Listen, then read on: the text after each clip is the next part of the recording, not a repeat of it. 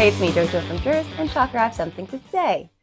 I often say that laughter is the best remedy during these dark and insane times, and it really is true. It's personally extremely true for me because it's very important that I laugh, or I can feel completely overwhelmed. So, when the universe hands you a Moms for Liberty homophobe in a bisexual threesome, you run with it. And let me be crystal clear here. I do not care if you get your rocks off by watching videos of sports teams' mascots dry humping each other in full costume. It's not my cup of tea, but if Gritty's flaming orange beard all up in the furry nether region of the Philly fanatic does it for you and no one gets hurt, have at it. I don't care if you date 100 men, 100 women, or a mixture of both, all at the same time. If that's your bag and no one is getting hurt, I say you run with it. I don't care if you're trans, gay, bisexual, none, or all of the above. Maybe you're into chips, dips, chains, and whips. If we're talking about consensual adults and it butters your biscuit, then I say rock on.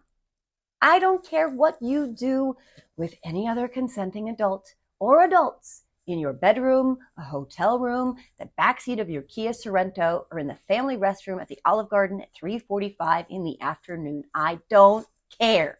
And frankly, it's none of my effing business.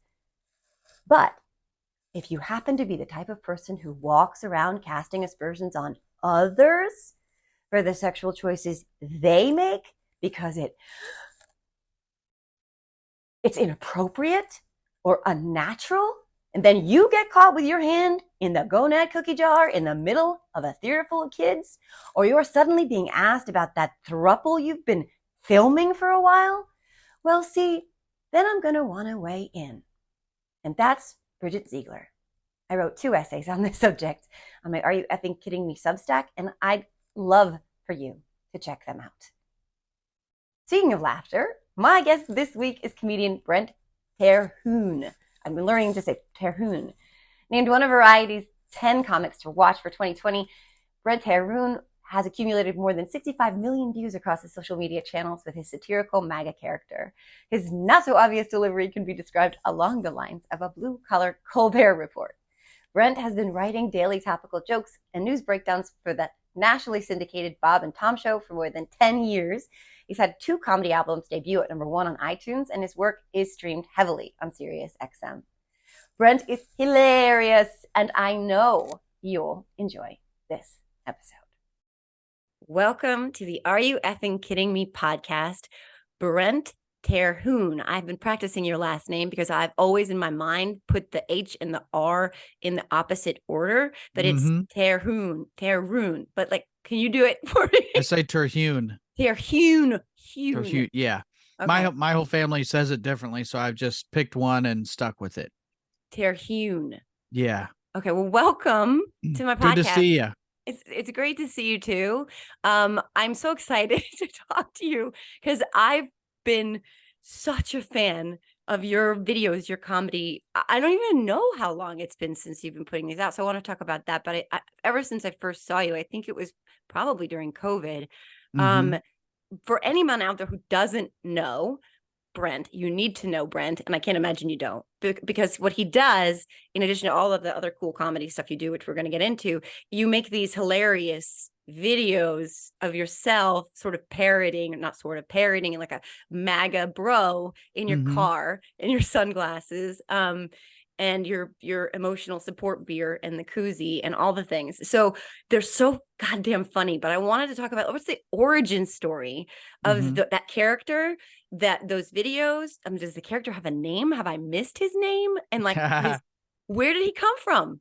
Yeah, it's the the impetus was people burning jerseys and Nikes and stuff. So the first one I did was like in reaction to Colin Kaepernick the first time taking a knee.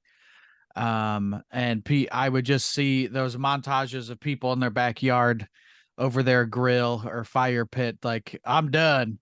But it's like you've already bought the tickets, you already bought the jerseys and the shoes and whatever, so you could donate them, but you got to have your camera phone on in your backyard. So that's where it came from. As I did that, I set some stuff on fire in my mom's backyard.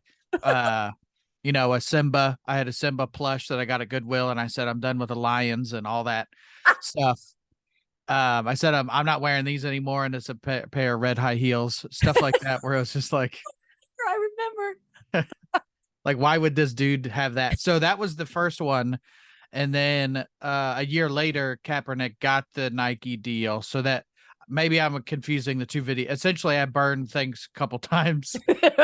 And those were the two like ones that got me started, and I never intended for it to be like a reoccurring thing. So much so I didn't give the character a name, and now I call him Alpha Male, because people will be like, well, what is his name? I was like, I never expected anybody to care about anything, so I call him Alpha Male. I don't know, he doesn't really have a name, but yeah. But he sure has a lot of opinions, and his opinions are amazing.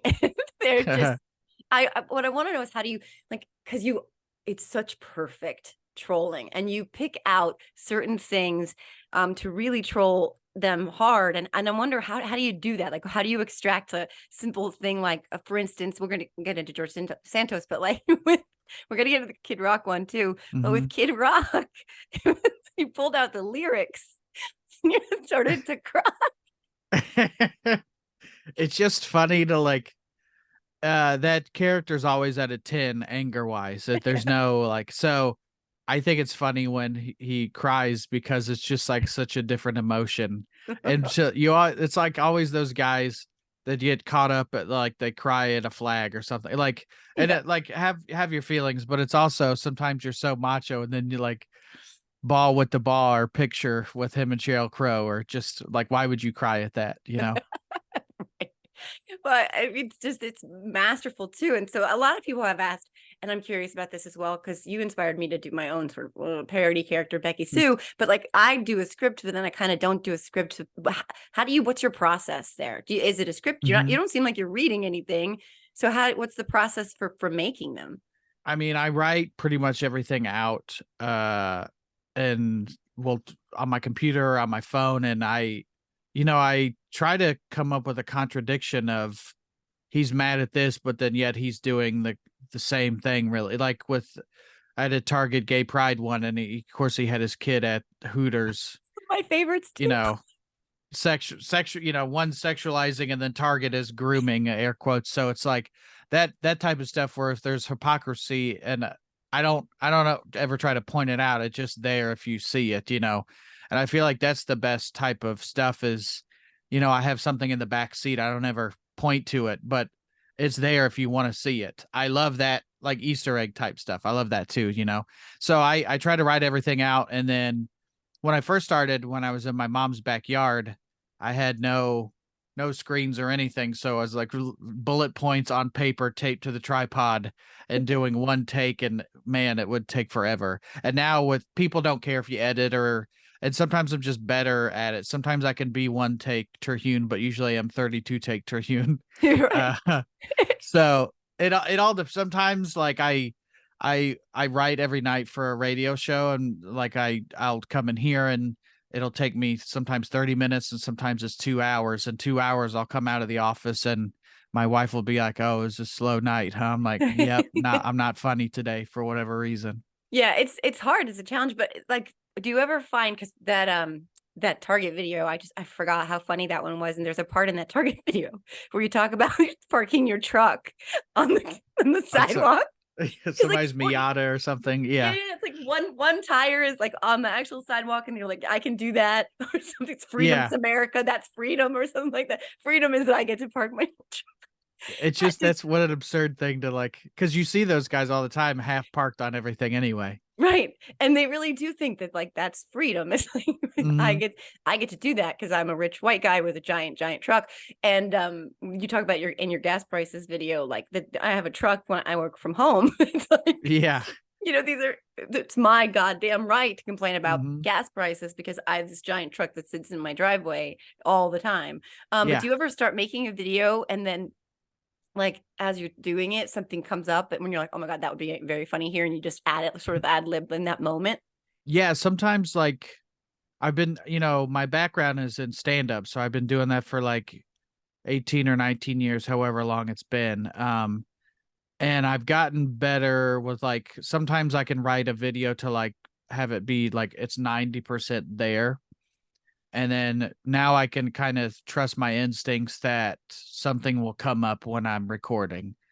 And then sometimes it doesn't, but Right. not everything's going to be perfect. Sometimes we all have not duds, but it's like people definitely have the highlights that they like from me. And they're like, oh, I remember that video. But then, sometimes I work just as hard on something else and for whatever reason just didn't hit. But it's a cycle. It keeps going. There's always going to be something else to talk about. Yeah. Oh, thank that is true. There's no shortage of things to talk about or make fun of them about. And you never really know what it is that's going to hit. Like there was a Chick-fil-A thing when everybody was canceling Chick-fil-A because they had a diversity and equity officer and everyone lost their minds about it. And that I was shocked that like that was of the videos that I'd done. That was probably one of my better ones in terms of like the way it was received. And I was like, oh, really? I didn't think that was that funny. But Sometimes I'm like, oh, it's something for people to watch. And then they're like, this is the best thing ever. I'm like, oh, how do I do that again? Yeah. What is interesting to me is it's like, plus there's this idea of not laughing at themselves a little bit. Like, I don't know, we can laugh at them, but I wonder if they find the humor in being trolled. If they're like, that's pretty funny. Like he kind of owned me on that. Like, yeah. Some people I think do, and they like, you can at least watch and maybe say, I believe that, but that's also not me and not to that extent, but there was a guy that I grew up with. He'd always say, don't let it bother you unless it's true. And I think sometimes it bothers them because they know it's true. Yeah, no, that's an interesting quote. I never really thought about that, but it is true. And somebody else asked me if even if they don't see themselves or do see themselves, how many people don't realize that it's a parody at this point? Are you still getting people who are like, this fucker? Like, I can't believe this guy keeps making these videos. It's it's always surprising. Now I'm like, there's nobody that would. Then you always get people in your comments, and you do too. Like it's always surprising. Either you didn't watch it, you just saw how I look, and I start from 10 and don't leave 10, or you watch the whole thing and then still didn't understand. That's worse when you watch the whole thing. Sometimes you give it one scroll and oh, this guy's an asshole. Yeah. Let me comment. But then if you watch the whole thing, that's even worse because then it's just you don't understand certain things, Right. I don't know if I'm sure you do know Blair Erskine. Yeah. At least, yeah. So Blair doesn't. She once told me that she doesn't usually laugh at her own stuff. Do you laugh at your own stuff? Do you ever be like? Because people ask me that to ask you too. Like, do you crack up in some of these where you're just like, I can't get through this take. I just have to calm down and breathe through it and then try again. Yeah, there was some stuff like some stuff is like, here's a joke with a point, and some stuff is, I think it's just funny. So one of them had like the old lady loud queefing championships. I don't know what video what, but that's just funny string of words to me.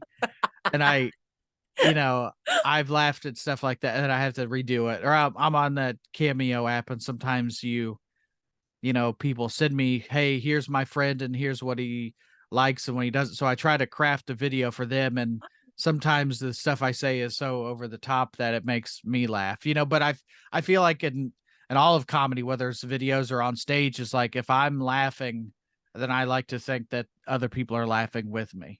Yeah. By the way, the Cameo thing is genius. I need to send you to my friends because that is genius. And that character would be amazing. That's so smart. Yeah, I mean, it's like, I personally think that when I laugh, I hope that comes through. But I mean, sometimes it's like, I can't believe I just said that. But I don't know how you got through the Kid Rock lyrics, because every time I watch that, I can't get through that part without cracking up. I can't. It's just fun to like have a guy cry for no reason. It's just a different emotion that I love going to. Yeah. Alpha male's got a lot of layers of stuff going on. He's got two emotions, anger and rage, and then sometimes sadness. And he's a dad, right? He's a dad? He's whatever the video needs him to be. Exactly. All right. So the one video that's out, you have the newest video, I think anyway, is George Santos. Yeah. Sorry, I can't even read my own writings on it because you're talking about you won an Academy Award. The Don Draper. Can't even the Don say it. Draper of democracy. I mean, So your character's take is that this is awful, right? that Yeah. he's He's been done all this expelled. stuff, and how could you kick him out? What are some of the things he's done? He was the third man in the NWO, which is a wrestling reference that I know not everybody's gonna get. He he was the head bunny at the bunny ranch and still is. Like that's a joke where I just thought it was funny, you know. Why would he be the head bunny at the bunny ranch, you know? But the bunny ranch is always funny to reference. I find myself just randomly referencing it Yeah. too. So he's done everything, you know. He's and that's the thing is like with that all these are clear lies. Like I said, it's like his home run records and his football championships and something else. All of it where I looked up, it's like there's clear examples of people cheating in that, you know, his Tour de France winnings, that Right. type of stuff. But like, but for like seriously talking just to you about this whole George Santos thing, like taking the character out of it. What are your personal thoughts on all of that? On him, on his expulsion, on his lies? The guy seems to have no shame because he got expelled and then was on Cameo like the next day. Yeah. Like it's uh it's so odd how people can't see a cash grab, whether it be Trump or anybody else, where like they think he's just telling it like it is, but it's like the guy's just full of bullshit. And if you can't even sniff that out, then I really can't help you anywhere else, you know? Yeah. That is like to the larger picture of the inspiration and impetus for your character and for me with Becky Sue. It's like, you know, it's mind blowing what the I mean cult really is willing to accept and Hmm. what they're willing to overlook and how they can spin what they're seeing, what they're being fed. Like recently he said he never said Mexico was going to pay for the wall. He never Yeah. said it. Yeah. We all remember Mexico, what thousands of times, but he never told them that. Hmm. And somehow it's like he's saying, I conned you. He said, I Yeah. never, and then he said, Mexico, there was no mechanism for Mexico to ever pay for the wall. And they're like, oh, yeah. Well, Yeah. that's why. So, like, what, I've asked this question a million trillion times. Like, is it really just the racism thing? Like, what is it that is letting real people that are parodied by you and me, what is it that allows them to just see this so differently from the rest of us in reality, frankly? I think I don't know what the term is, where they've already had their conclusion. Now they need to find how they get to it. I don't know what that term is. I don't offhand, I don't remember, but they already want to believe certain things anyway. So if you wanted to believe the sky was purple and I said that, then you're like, well, there's my answer right there. Like Yeah. they're already kind of shitty people, Yeah. unfortunately. And like, there's no empathy. They eh, they can only relate when it happens to them. And that's the problem is like, yeah, people may be milking welfare, but there are other people that actually need that. Until you actually know that you need that, you don't want anybody else to have it. That type of stuff where it's like you have no kindness and mercy about you, even though that's the book that you read that says you should do that, you know. Yeah, it's so much hypocrisy that you honestly I sometimes think that I've lost my mind. I'm like, Hmm. how the never surrender t-shirt. Yeah. Yeah, That- with the mugshot. I get like, how do you just not know? Like, how do you not know? You know? I don't understand that. Yeah, how are you like, I need that t-shirt because that Hmm. owns the libs for me to wear a t-shirt of my guy literally surrender. Yeah, I saw one of those in a Walmart. After that happened, like I saw those real shirts in the wild, not for sale, but somebody was wearing one, and it's like, I'm like, I can't believe you spent money on that. You know, like to go to a billionaire, you want to help a billionaire financially. Right. Air And quotes billionaire, by the way. So. exactly. And that's the other thing too. It's like they send so much money to this billionaire. I'll never understand it. And then it's another one. He keeps saying like, we now know that the business fraud, that he's liable for business fraud of like overinflating his value and his worth and his properties, even saying his properties were taller than they were. And he Mm-hmm. wants them very much to believe this mythology about what he's worth while Mm-hmm. still asking them to send him money. And I don't understand how, but then again, it's like, does any of this make sense? But they're still sending him tons and tons Yeah. of money.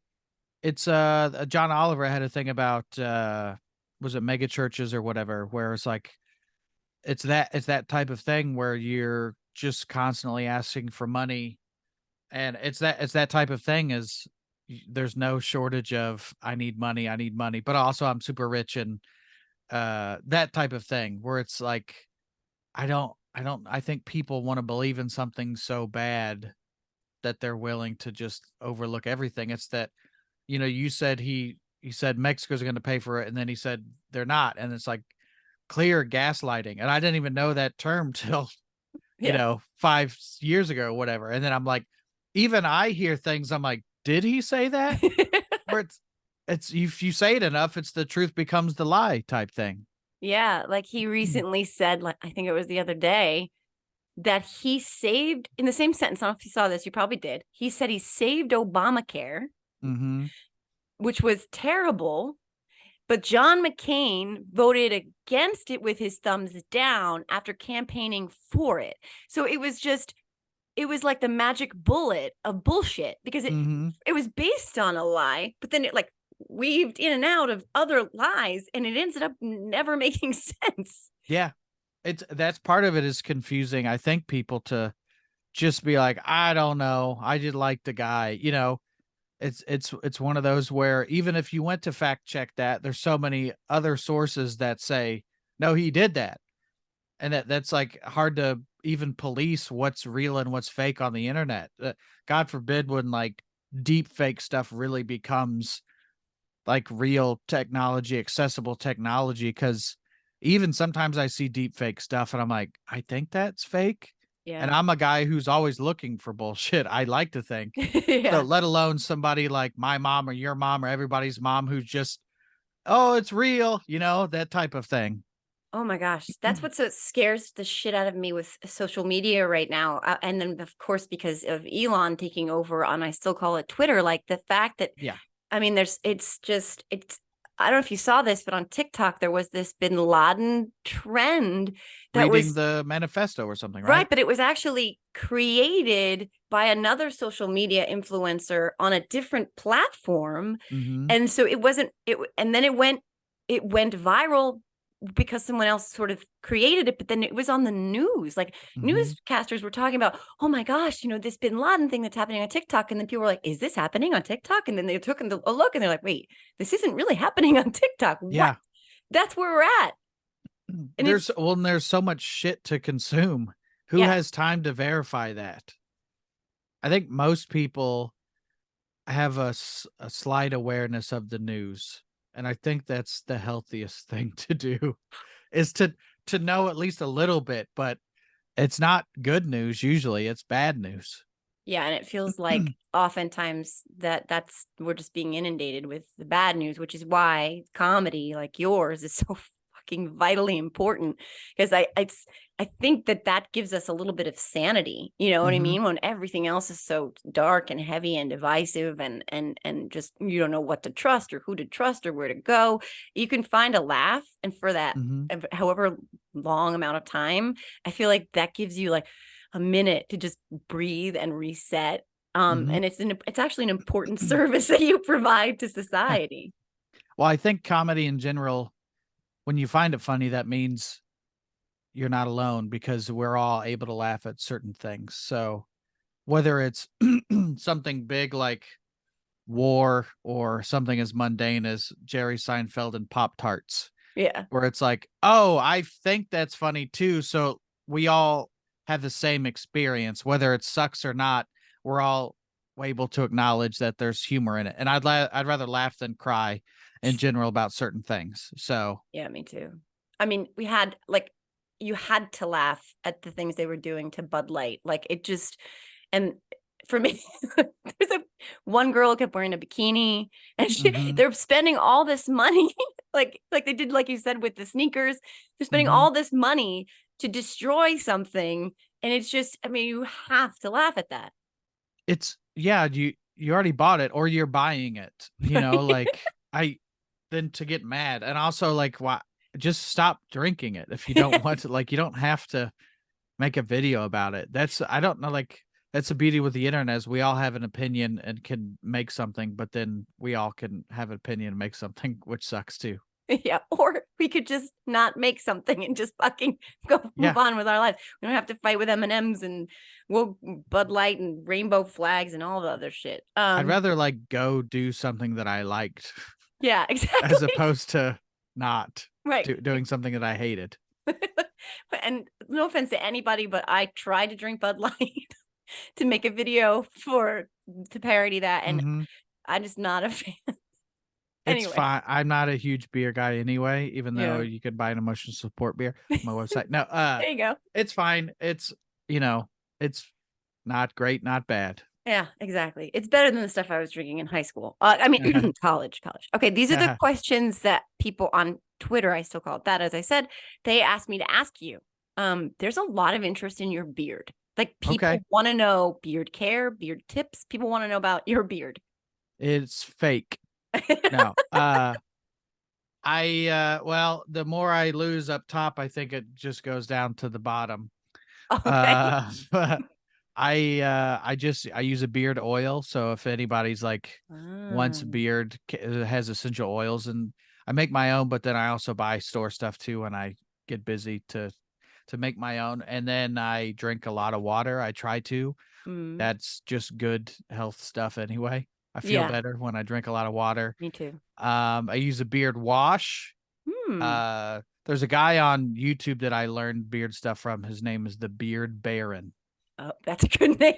Yeah, yeah. So he's like he does beard stuff, but then he'll do like weird, crazy mustache stuff. So not all the videos are for everybody, but it's beard care stuff. And then I found like a barber that knows how to shape beards. Mm, Don't go to Great Click. Go to like a real barber shop and just ask if they know how to shape, not like trim it, but shape it up. So usually those old timey straight razor barbers, not Sweeney Todd, but the other barbers know how to do that. the ones that don't make meat pies. Yes. Well, maybe they do, but they don't put people in them. Yeah.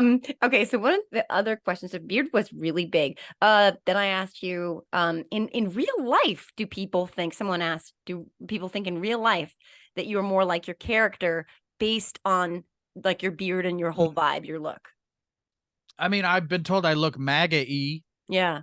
which is not a compliment, but then like I go and do the road, and whether it's a big town or a small town, there's always like two guys that look exactly like me, and I don't know what you would call that, but like a look like blue collar, look like I work with my hands, even though that's the farthest thing I do. But there's a lot of like doppelgangers or just dudes that we have a similar look to us. One lady in a Walmart was like, "Are you Luke Bryan?" I was like, "Yeah."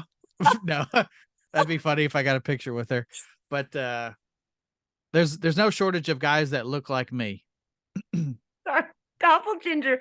I have to tell my son because my son is 14 and he's one of the funniest people I've ever met in my life. And Mhm. I think he really kind of could be a comedian sometimes. Just cracks me up. And he has a friend who's a redhead, and his friends, and he made a video about the redhead called the Last Ginger. Yeah. And it's like a horror movie, but they're Mhm. obsessed with him. They call him the Ginger, and so the doppelganger. It might be the funniest thing I've ever heard in my life. I have to tell him he needs to know that. He needs to watch this, and he needs to know that so that he can say it. That is really funny. Okay, so the last portion of every podcast is the totally random question round. Mhm. This is kind of like a rapid fire, but very serious questions with real implications for world peace. Just kidding. So, are you ready Let's for the do it. totally random? Okay, here we go. Question one, and full disclosure. My friend Pete Dominic, who I don't know if you know him, but he's also a comedian and he's great. I know And the name. Yeah, Yeah. you should meet. I should also introduce you to each other because he's an incredible person, very funny, very, very, very funny person. And I asked him for inspiration on some questions because normally my son does it and he was in school. So, okay, question one. Is there one food that you will always associate with being sick? Like I was like 7 or 8 and my sister made peanut butter cookies when I had the flu and I've not been able to eat a peanut butter cookie since then. Yeah, it's like you smell whether it's vodka or rubbing alcohol, and you're just like, ugh, ugh. Chicken noodle soup would be the. I feel like that's a go-to for moms is give them chicken noodle soup. Yeah. So probably the sick food would be that, and the Price is Right, but that's not a food. So Wait, oh, that's true. My God, because that was the best about being home sick. It was like The Price is Right. I get to watch The Price is Right because you never get to watch it otherwise. And then, yeah, then I would play hooky to watch it was probably not a good idea, which is like really bad reason to play hooky from school because you need to see Bob Barker tell people to get their dogs and cats neutered in Spain. Yeah, and rice-a-roni's a dollar something or whatever. So yeah, we really need to know the price of that. And I always wanted to play Plinko. I was like that. I want to be the person who gets Plinko. Can I please be the person? It I never wanted happened. to spin the thing. I don't even like game shows anymore. I don't. They're not my jam. But No. saltines and chicken noodle soup and Price is Right. Yeah, Six stuff. And a pot, not a bowl, like a pot, like a handled pot for me. That was what I would be sick into. Yep. Okay, question 2. Oh, this is also childhood, I guess. How old were you when you found out, if you did find out, that Santa wasn't real? Pretty early, I walked in my parents' room and there were bags of stuff, and I was like, well, that's probably not real. But I was more devastated to find out that wrestling was fake as opposed to Santa was not real.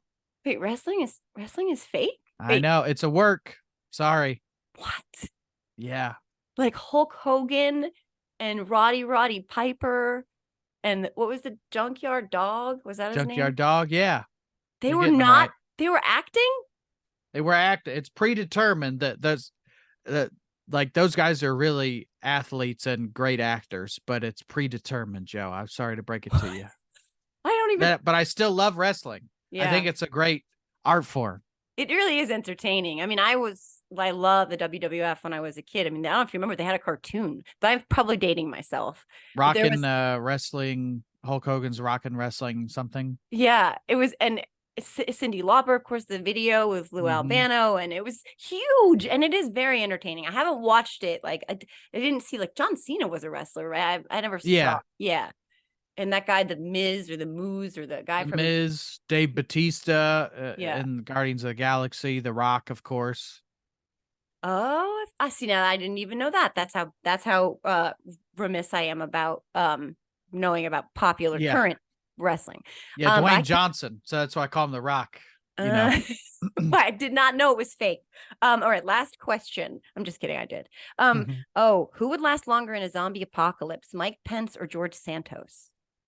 Probably Santos, but I feel like both would be the type that would get bitten and not tell anybody.